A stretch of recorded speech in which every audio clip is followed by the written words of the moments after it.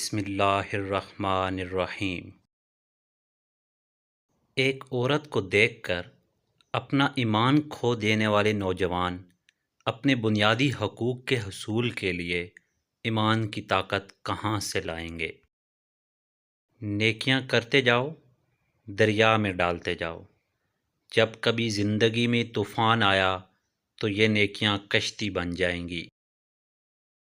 مجھے ان لوگوں کی پرواہ نہیں جو میرے دشمن ہیں، محتاط ان لوگوں سے رہتا ہوں جو میرے ساتھ ہوتے ہوئے ذہن میں بغض رکھتے ہیں۔ فاتحہ لوگوں کے مرنے پر نہیں بلکہ احساس کے مرنے پر پڑھنی چاہیے، کیونکہ لوگ مر جائیں تو صبر آ جاتا ہے، لیکن احساس مر جائے تو معاشرہ مر جاتا ہے۔ زمانے نے عجیب پلٹا کھایا۔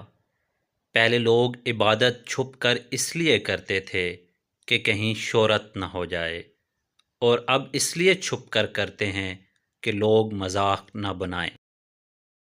ہر چیز اپنے وقت پر اچھی لگتی ہے۔ نیکی کمانے کا وقت جوانی ہے۔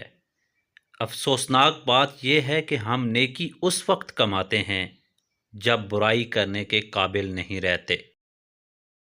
میں جانتا ہوں میں کچھ تو ہوں، کیونکہ میرا رب کوئی چیز بیکار نہیں بناتا۔ عورت کے ہمدرد مرد چار ہیں: باپ، بھائی، خاوند اور بیٹا۔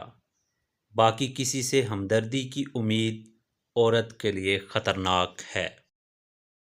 اگر اللہ نے وہ لے لیا ہے جسے کھونے کا تم تصور نہیں کر سکتے تھے، تو یقین مانو وہ کچھ ایسا دے گا جسے پانے کا تم نے کبھی سوچا بھی نہ ہوگا۔